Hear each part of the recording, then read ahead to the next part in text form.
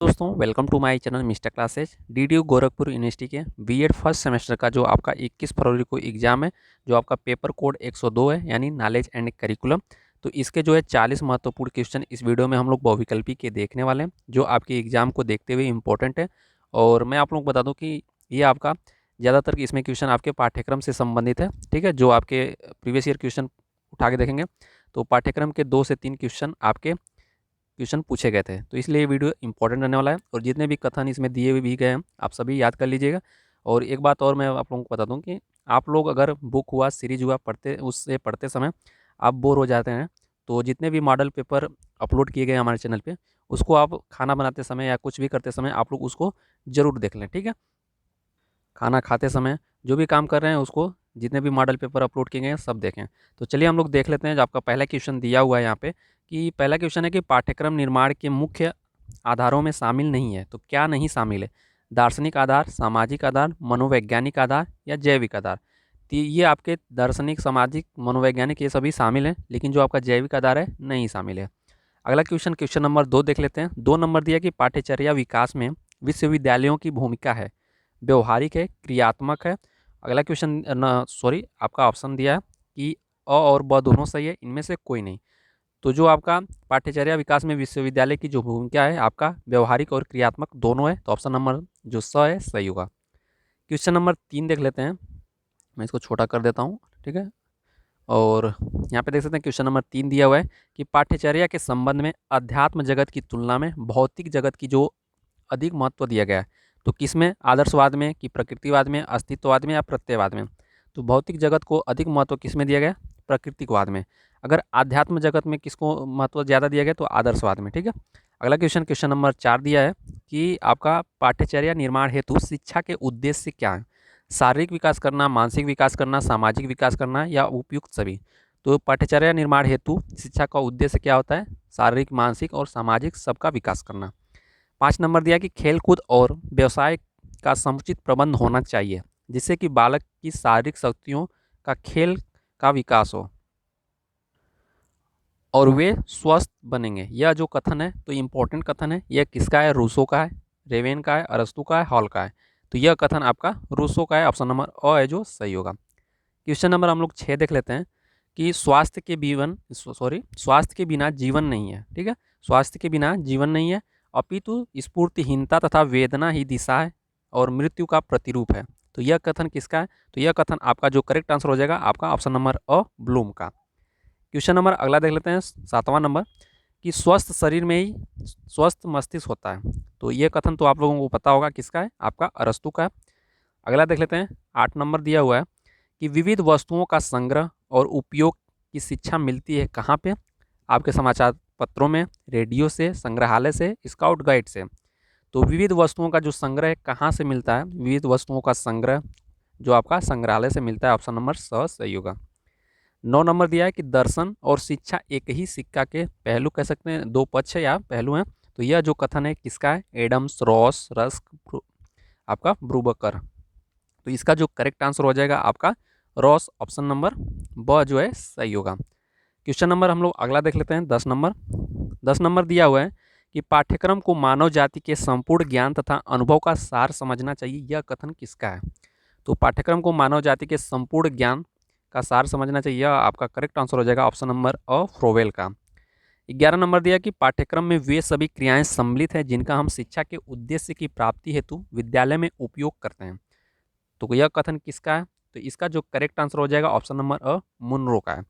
तो जितने भी क्वेश्चन पाठ्यक्रम से हैं आप लोग सभी जो है याद कर लें, कोई ना कोई की पकड़ के आप लोग उसको याद कर लीजिए। 12 नंबर दिया कि पाठ्यक्रम वह है जो बालकों को पढ़ाया जाता है वह शांतिपूर्ण पढ़ने या सीखने से अधिक है।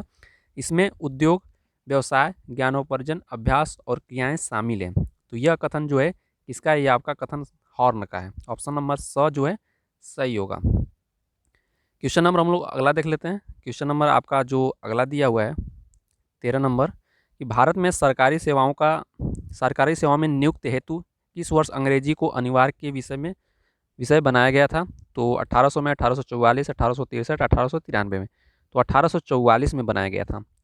अगला क्वेश्चन, क्वेश्चन नंबर आपका 14 दिया है कि जर्मनी के सहयोग से कौन सा लौह इस्पात संयंत्र की स्थापना की गई? तो जर्मनी के जो सहयोग से कौन सा लौह इस्पात जो संयंत्र की स्थापना की गई? आपका राउरकेला इस्पात संयंत्र जो आपका उड़ीसा में है। अगला क्वेश्चन नंबर आपका 15 दिया कि विश्व में सूती वस्त्र उत्पादन किस देश में सर्वाधिक होता है? तो चीन में। सूती वस्त्र की राजधानी किस नगर को कहा जाता है? तो आपका मुंबई को।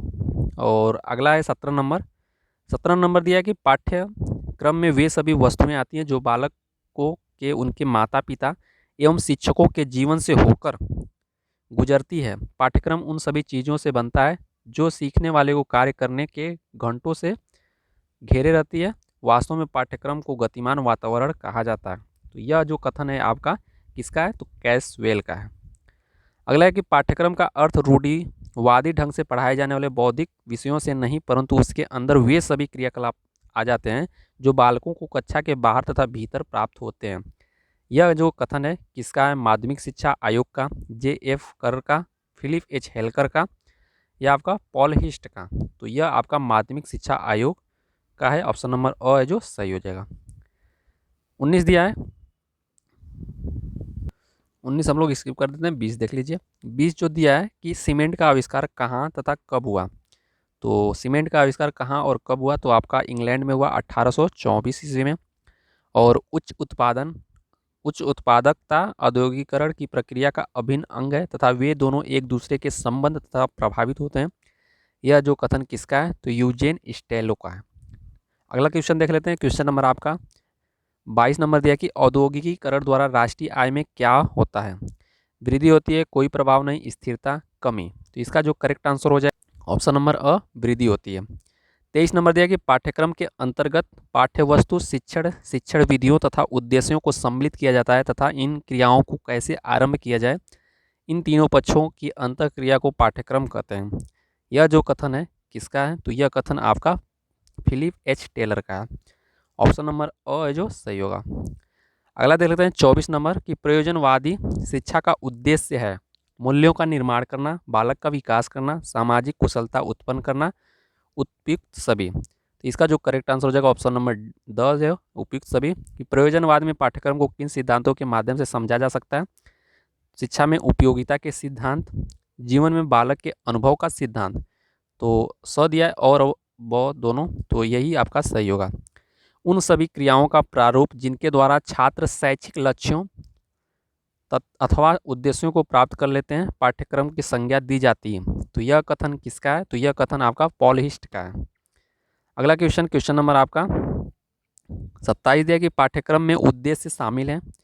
तो आपका चरित्र भी, राष्ट्रीय विरासत, स्वास्थ्य, उपयुक्त सभी जो है पाठ्यक्रम के उद्देश्य में शामिल होते हैं सभी।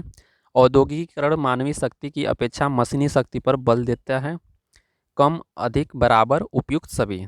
तो औद्योगिकीकरण मानवीय शक्ति की अपेक्षा मशीनी शक्ति पर जो है बल देता है किसका? तो इसका जो है अधिक बल देता है, ब वाला सही हो जाएगा। अगला क्वेश्चन कि औद्योगिकीकरण की प्रमुख विशेषता श्रम विभाजन पर क्या है? तो क्या है आपका विशिष्टीकरण है। 30 नंबर दिया है कि पाठ्यक्रम के उद्देश्य में शामिल नहीं है। तो क्या नहीं शामिल है? स्पष्ट चिंतन एवं पर्यवेक्षक ये तो शामिल है, ज्ञान एवं कुशलता भी शामिल है, नागरिकता भी शामिल है। आपका इनमें से कोई नहीं होगा, ठीक है, ऑप्शन नंबर द। अगला क्वेश्चन नंबर आपका अगला दिया हुआ है 31 नंबर की पाठ्यक्रम के आधार है दार्शनिक, सामाजिक, मनोवैज्ञानिक, उपयुक्त सभी। तो आपका द वाला सही हो जाएगा, उपयुक्त सभी। 32 नंबर दिया है कि वर्तमान पाठ्यक्रम के दोष हैं संकुचित दृष्टिकोण, पुस्तकीय ज्ञान पर बल, वैयक्तिक विभिन्नताओं से भिन्न और उपयुक्त सभी। तो यही द वाला सही हो जाएगा। अगला क्वेश्चन 33 नंबर दिया है कि भारत में सबसे अधिक रोजगार देने वाला कौन सा उद्योग है? तो आपका सूती वस्त्र उद्योग। भारत में प्रथम औद्योगिक क्रांति नीति लागू कब की गई? तो कब की गई? 1948 में। और 35 नंबर देख लेते हैं कि निम्न में से कौन सा उद्योग कच्चे माल के पास स्थापित होता है? तो आपका करेक्ट आंसर हो जाएगा ऑप्शन नंबर स, लौह इस्पात उद्योग। 36 दिया है कि पाठ्यचर्या निर्माण के सिद्धांत हैं शिक्षा के लक्ष्यों की प्राप्ति में सहायक, बल केंद्रीयता का सिद्धांत, उपादेयता का सिद्धांत, उपयुक्त सभी। तो इसका जो करेक्ट आंसर हो जाएगा उपयुक्त सभी हो जाएगा। अगला देख लेते हैं कि पाठ्यचर्या निर्माण के सिद्धांत में शामिल नहीं है। तो क्या नहीं शामिल है? कि विकास का सिद्धांत, सामाजिकता का सिद्धांत, अनुभव पर आधारित सिद्धांत, या इनमें से कोई नहीं। तो ये सभी शामिल होते हैं और इनमें से कोई नहीं होगा इसलिए। और 38 दिया हुआ है कि सामाजिकता के सिद्धांत के संदर्भ में किसी सदैव ही सकारात्मक संतुति हमारे समक्ष उपस्थित है। तो कोठारी आयोग, मुदालियर आयोग, राष्ट्रीय शिक्षा नीति या उपयुक्त सभी। तो इसका जो करेक्ट आंसर हो जाएगा आपका सभी सही हो जाएगा। कृत्रिम आर्द्रता के आधार पर सूती वस्त्र उद्योग कहाँ पर स्थापित है? तो कृत्रिम आर्द्रता के आधार पर सूती वस्त्र उद्योग कहाँ पर स्थापित है? तो इसका जो करेक्ट आंसर हो जाएगा राजस्थान में।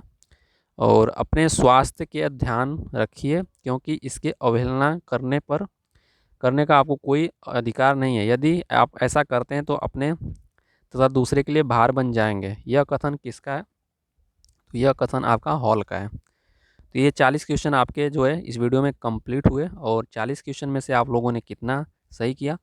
और यहाँ पे मैं आप लोग बता दूँ कि पाठ्यक्रम से क्वेश्चन आपके पूछे जाते हैं, तो पाठ्यक्रम वाला चैप्टर आप लोग देख भी लीजिएगा, ठीक है। और उसके संबंधित आपके बुक में कथन भी दिया होगा, उसको भी देख लीजिएगा। और जो भी सीरीज़ आप पढ़ते हैं उसको देख लीजिएगा। और सीरीज़ और बुक पढ़ते समय आप अगर बोर हो जाते हैं तो जितने भी आपके मान लीजिए कि